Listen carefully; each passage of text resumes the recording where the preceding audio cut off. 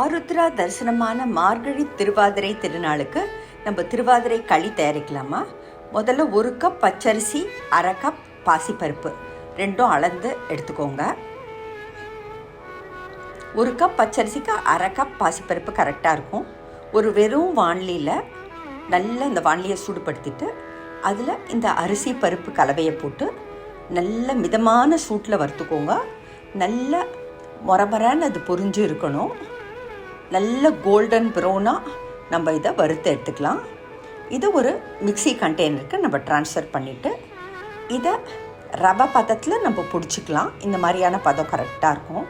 இதை ஒரு பாத்திரத்தில் போட்டு நல்ல 2 வாட்டி தண்ணியை போட்டு களைஞ்சிடலாம்.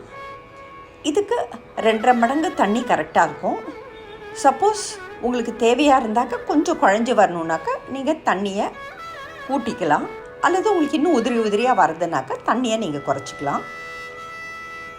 இந்த தண்ணியை போட்டுட்டு இந்த அரிசி பருப்புக்கு தேவையான அளவு உப்பை போட்டுருங்க. போட்டுட்டு இந்த பாத்திரத்தை குக்கரில் வச்சு மூடிட்டு இதை 3 விசில் நம்ம விடலாம். At the end of 3 whistles நம்ம பார்த்தோம்னாக்கா நம்மளோட அந்த அரிசி பருப்பு கலவை நல்லா வெந்து வந்திருக்கும். மீன்வைல் 1.5 கப்புக்கு நான் 2.5 கப்பு வெல்லம் ஒரு பாத்திரத்தில் போட்டு கொதிக்க விட்டுருக்கேன். இது கரெக்டான மிதமான இனிப்போடு இருக்கும். உங்களுக்கு கூட இனிப்பு வேணும்னா நீங்கள் வெல்லத்தை அளவை கூட்டிக்கலாம்.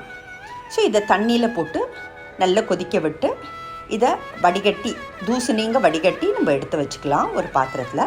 ஸோ நான் அந்த வெல்லம் கொதித்த நீரை ஒரு உலோக வடிகட்டியில் போட்டு அந்த வெள்ளை நீரை தனியாக எடுத்து வச்சுருக்கேன். மீன்வைல் ஒரு பேனில் நெய் போட்டு அதில் முந்திரி திராட்சையை வறுத்து தனியாக எடுத்து வச்சுக்கலாம். அந்த நெய்லேயே நம்ம ஃப்ரெஷ்ஷாக துருவின தேங்காயை போட்டு நல்லா அது பச்சை வாசனை போக நல்லா வதக்கிடலாம்.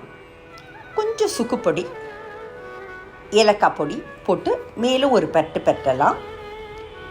மீன்வைல் நம்ம வெந்ததான அந்த களி கலவை நல்லா ரெடியாக இருக்குது.